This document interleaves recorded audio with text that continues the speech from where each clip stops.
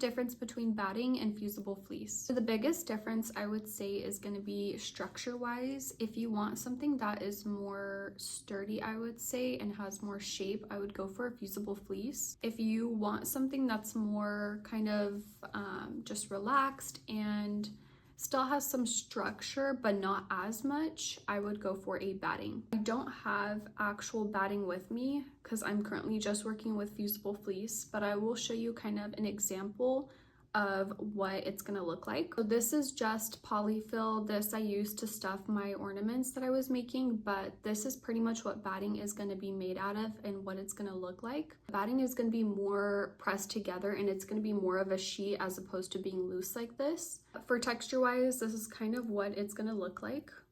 What this is gonna do is it's gonna give it that fluffiness and that shape, but it's not gonna be sturdy. So as you can tell, it kind of moves around. It's very flexible. The fleece, you can have two different types.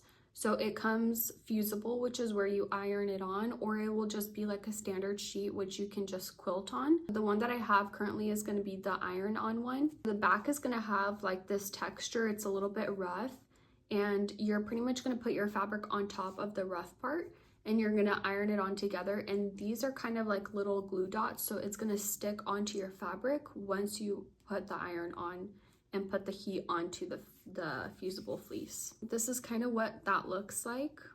As you can tell, this is more of like a sheet. It's more of a fabric, and it's gonna give it that structure. It is also pretty flexible depending on what type of fusible fleece you get, because there's like lightweight, there's more of a thicker one if you're going to make like a blanket. There's different types and different levels of fleece that you can get. It really just depends on what type of bag you want to make. If you want to make something that has more structure to it, or if you want something that's kind of just laid back and has that shape but is just more of relaxed feel. I hope that helps to differentiate the two.